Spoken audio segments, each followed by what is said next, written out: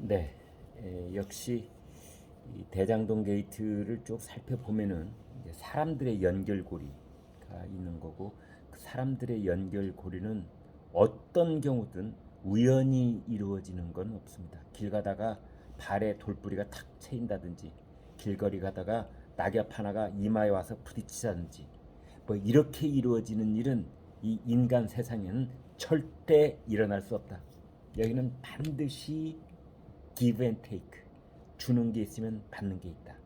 그 원칙에 따라서 움직이고 give and take의 가장 기본 뼈대를 이루는 것은 돈이다. 물품으로든 주식으로든 자리로든 뭐든 그것이 돈으로 환산될 수 있는 그 무엇에 의해서 움직이는 것이다. 주는 게 있어야 오는 게 있고, 오는 게 있으면 가는 게 있다. 그 철칙은 여전한 것입니다. 이제 그래서 대장동 게이트는 탑에 이재명 경기지사가 있는 것으로 계속 의혹을 사고 있는데, 결국은 이제 그 이재명 경기지사 밑에 성남도시개발공사가 있었고, 성남도시개발공사가 성남호뜰이라는 시행사를 만들었고, 거기에 이제 화천대유라고 하는, 네, 이 주역에 나오는 이 말의 자산관리 회사가 있었던 것이지요. 근데 화천대유의 고문 변호사로, 고문으로 대법관을 지낸 권순일 대법관이 있는데, 저희가 항상 그렇게 얘기를 했지 않습니까? 이제 권순일 대법관이 있었던 그 당시에 이재명 경기지사가 무죄 취지로 파기환송의 대법원 전원 합의체 판결이 있었는데, 그 대법원 전원 합의체는 13명인데 권순일 대법관은 13명 중에 한 사람이었을 뿐이잖아. 그런데 어떻게 권순일 대법관이 캐스팅 보트를 쥐고 있었다고 그렇게 말할 수 있지? 이제 이런 당연한 그 궁금증이 있었던 겁니다.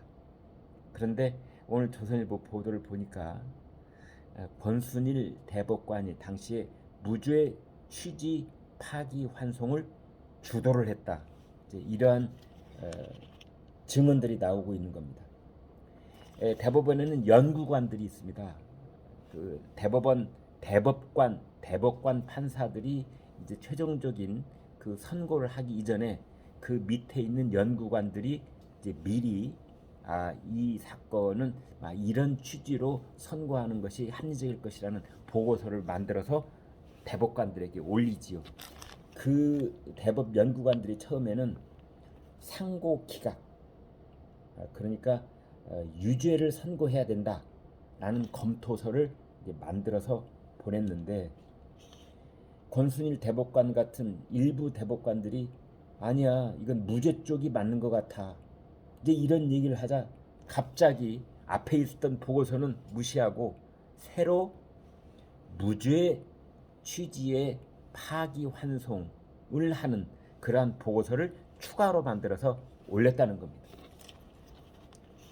원래는 이제 이 사건이 대법원 제2부 주심 노정희 대법관에게 배당이 되고, 그래서 유죄를 선고해야 된다는, 상고를 기각해야 된다는 그 내용으로 이제 보고서가 만들어졌고, 그 보고서는 이런 취지였답니다. 선거 때 공직 후보자의 허위 발언을 엄정히 처벌해온 대법원 판례에 비춰보면 별다른 이견이 없는 상고 기각, 즉 유죄 선고 사건이다. 이런 취지로 이제 보고서가 만들어졌는데, 이 사건이 2019년에 갑자기 소부에서 전원 합의체로 넘어가는 겁니다. 이제 그래서 이 대법원장하고 대법관 12명 모두 13명이 참여하는 대법원 전원 합의체로 넘어가자 분위기가 달라지기 시작했다고 그래요. 권순일 당시 대법관이 전원 합의체 논의 과정에서 이재명은 무죄다 라는 논리를 서너 가지나 펴면서 분위기를 주도했다는 겁니다. 그러면서 이재명 무죄라는 취지로 추가 검토 보고서가 만들어졌다라는 것이 이 법원 관계자들의 증언입니다. 이제 여기에 대해서 권순일 전 대법관도 이렇게 얘기를 했어요. 전원 합의체 논의 초기에 내 의견은 소수 의견이었는데 이후에 다른 대법관들이 여기에 공감을 하면서 대법원 무죄의 선고가 난 것일 뿐이다.